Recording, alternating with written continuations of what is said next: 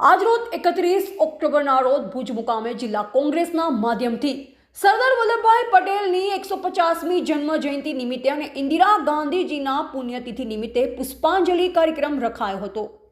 નમસ્કાર। આજે આપણા દેશના પૂર્વ પ્રધાનમંત્રી એવા સદગ્રસ્ત ઇન્દિરા ગાંધીજીની પુણ્યતિથિ હતી અને જેમને આજે પુષ્પાંજલિનો કાર્યક્રમ અમે રાખ્યો હતો, શ્રદ્ધાંજલિનો કાર્યક્રમ રાખ્યો હતો। આપણે સૌ જાણીએ છીએ કે ઇન્દિરા ગાંધી જેમને એક સમયે અટલ બિહારી વાજપેયીજીએ પણ દુર્ગાનો અવતાર એવું કીધું હતું, જેમને ખૂબ લડાયક નેતા હતા ઇન્દિરાજી, જેમણે પાકિસ્તાનના 2 ટુકડા કરી નાખ્યા। અનેક લડાઈઓ પાકિસ્તાની સામે જ્યારે થઈ ત્યારે આપણે હંમેશા જીત મેળવી અને ઇન્દિરાજી એવું કહેતા હતા કે જ્યાં સુધી મારામાં શ્વાસ હશે ત્યાં સુધી અખંડ ભારત માટે હું લડતી રહીશ। છેલ્લા શ્વાસ સુધી તેઓ લડ્યા અને આતંકવાદનો ખાત્મો કરતાં કરતાં તેઓ શહીદ થયા। આપણે સૌ જાણીએ છીએ ઇન્દિરા ગાંધીજી એક એવા નેતા હતા જે સમગ્ર વિશ્વમાં લોકપ્રિય નેતા હતા, મજબૂત નેતા હતા, નીડર નેતા હતા અને એમના શાસનને આજે પણ દેશ યાદ કરે છે। અમુક એની યોજનાઓ આ દેશ માટે લાગુ કરી જેના ફળ આપણને મળે છે।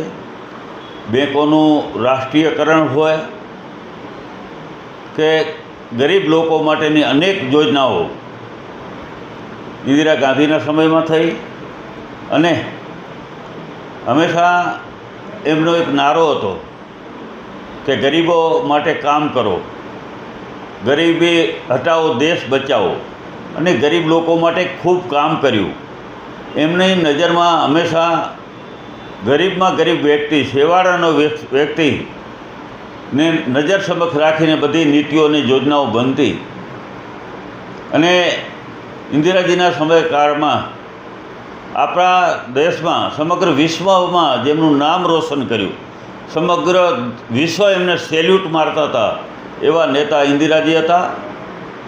લડાયક પણ હતા, નીડર પણ હતા અને ક્યારેય પણ કોઈ આતંકવાદ કે આવે લોકો સામે ઝૂક્યા નહોતા અને આતંકવાદ નાબૂદ કરવાની લડાઈ સામે અને દેશને અખંડ રાખવાની સામે એમણે પોતાની શહીદી વહોરી છે। આપણે સૌ જાણીએ છીએ કે એમના જ અંગરક્ષકોએ એમના શરીરને ચારણી જેવું કરી નાખ્યું હતું।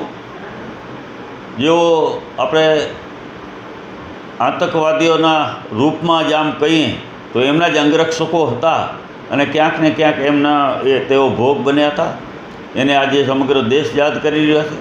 સમગ્ર દેશમાં આજે એમને શ્રદ્ધાંજલિઓ અપાઈ રહી છે, પુષ્પાંજલિઓ અપાઈ રહી છે અને આ દેશ હંમેશા અખંડ રહે એવું જે એમનું સપનું હતું, એમને સપનાને રસ્તે આપણે સૌ ચાલીએ એવી અપેક્ષા સાથે આજે અમે આ પુષ્પાંજલિનો કાર્યક્રમ રાખ્યો હતો। આભાર।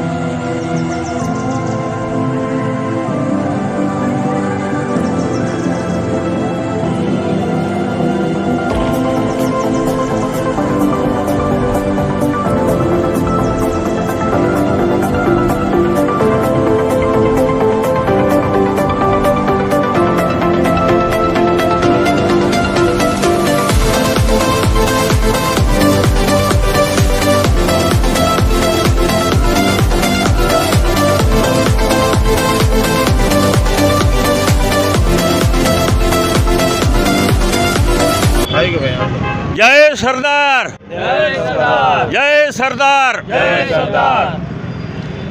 આજે અખંડ ભારતના શિલ્પી એવા સરદાર વલ્લભભાઈ પટેલ સાહેબનું 150મી જન્મજયંતિ આપણે ઉજવી રહ્યા છીએ.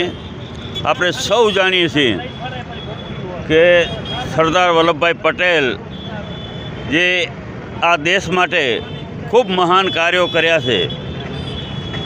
અખંડ ભારત માટે જુદા જુદા રજવાડાઓ, જે 500થી વધારે રજવાડાઓ દેશમાં હતા, બધાને એક કરવાનું કામ સરદારજીએ કર્યું છે. અને સરદારજીએ હંમેશા અખંડ ભારત રહે, તમામ સમાજો સાથે હળીમળીને રહે એવી કલ્પનાનું ભારત સરદાર વલ્લભભાઈ પટેલ સાહેબે બનાવ્યું છે, જેની આજે જન્મ જયંતિ આપણે ઉજવી રહ્યા છીએ 150મી. અને જ્યાં સુધી સૂરજ ચાંદ રહેશે ત્યાં સુધી એમનું નામ કાયમ અમર રહેશે. આ દેશ માટે અનેક યોગદાન આપ્યું છે. આઝાદીની લડાઈમાં પણ ખૂબ જેમનો મહત્ત્વનો રોલ રહ્યો છે એવા સરદાર વલ્લભભાઈ પટેલને સમગ્ર દેશ આજે શ્રદ્ધાંજલિ આપી રહ્યા છે, પુષ્પાંજલિ આપી રહ્યા છે. અને ખાસ કરીને એમના જે કાર્યો છે એની પ્રેરણા લઈને દેશ આગળ વધે. અને આપણે સૌ જાણીએ છીએ કે સરદાર વલ્લભભાઈ પટેલ હતા, ઘણા ફાસીવાદી તત્વોને પણ ડામવાનું કામ એમને કરેલું હતું. આપણે બધા જાણીએ છીએ, દેશ જાણે છે કે RSS ઉપર પણ બેન લગાવનાર સરદાર વલ્લભભાઈ પટેલ હતા. અને આજે એમને નામે જે અમુક પાર્ટીઓ નાટક કરી રહી છે, ખરેખર તો એમને આ દેશના વિભાજન કરવા માટેનું અત્યારે જે લોકો કામ કરી રહ્યા છે એમને સરદાર વલ્લભભાઈ પટેલે તે વખતે પણ જવાબ આપેલો હતો. તો આજે સરદાર વલ્લભભાઈ પટેલની જ્યારે જન્મજયંતિ ઉજવી રહી છે, આજે ભુજમાં છે, ભુજ આપણું જિલ્લા મથક છે, ત્યારે આપણે સ્ટેચ્યુ આને અત્યારે આપણે જોઈ રહ્યા છીએ કે ભૂકંપ પછી ખરેખર આને એક રિનોવેશન કરીને સારું અહીંયા કને સર્કલ બને એવી અમે ભુજ નગરપાલિકાને પર એક વિનંતી કરીએ છીએ, ભલામણ પણ કરીએ છીએ. અને જો એમનાથી ન થઈ શકતું હોય, તાઇફાઓમાં અનેક પૈસા ઉડાડે છે, ત્યારે આવા મહાન નેતાનું એક સારું એક ભુજને આન બાનને શાન કહી શકાય એવું સર્કલ અહીંયા કને સારું બને. કારણ કે સ્ટેચ્યુ બરાબર છે પણ સર્કલ અત્યારે જર્જરી થઈ ગયું છે, એને સુધારવાની જરૂરિયાત છે. આજે એવા જ બીજા નેતા, આપણા દેશના પૂર્વ પ્રધાનમંત્રી અને બહાદુર મહિલા જેમને કહી શકાય એવા ઇન્દિરા ગાંધીની પણ પુણ્યતિથિ છે, જે આ દેશની રક્ષા કરતે કરતે અખંડ ભારત રાખવા માટે પોતે શહીદ થયા. અને આજે એનું નિર્માણ દિવસ છે. આ શહીદીને પણ આજે આપણે ભૂલવાના નથી. એમને પણ અમે પુષ્પાંજલિ આજે કાર્યક્રમ રાખેલો છે. તો આજે આ બંને નેતાઓ, સરદાર વલ્લભભાઈ પટેલની જન્મજયંતિ અને ઇન્દિરાજીની પુણ્યતિથિ, આજે બંનેને અમે પુષ્પાંજલિ આપવાના છીએ. કોંગ્રેસના જિલ્લા કોંગ્રેસના માધ્યમથી અહીંયા સરદાર પટેલ સાહેબની પ્રતિમાને હારારોપણ કરેલા છે. અને આખા દેશને એક સંદેશો આપવા માગીએ છીએ કે આ દેશ જ્યારે આઝાદીમાં ઘણા બધા લોકોએ બલિદાનો આપ્યા છે, આ બલિદાનો ક્યાંય એળે ન જાય. અને આપણે રાષ્ટ્રના જે હિતમાં આપણે જે પણ કરવું પડે એ બધા ભેગા સાથે મળીને અખંડ ભારત માટેનું હંમેશા વિચાર લઈ અને આપણે આગળ વધીએ એવી જ અમે જિલ્લા કોંગ્રેસ સમિતિ વતી સમગ્ર કચ્છ ગુજરાતને સંદેશો આપીએ છીએ. આભાર.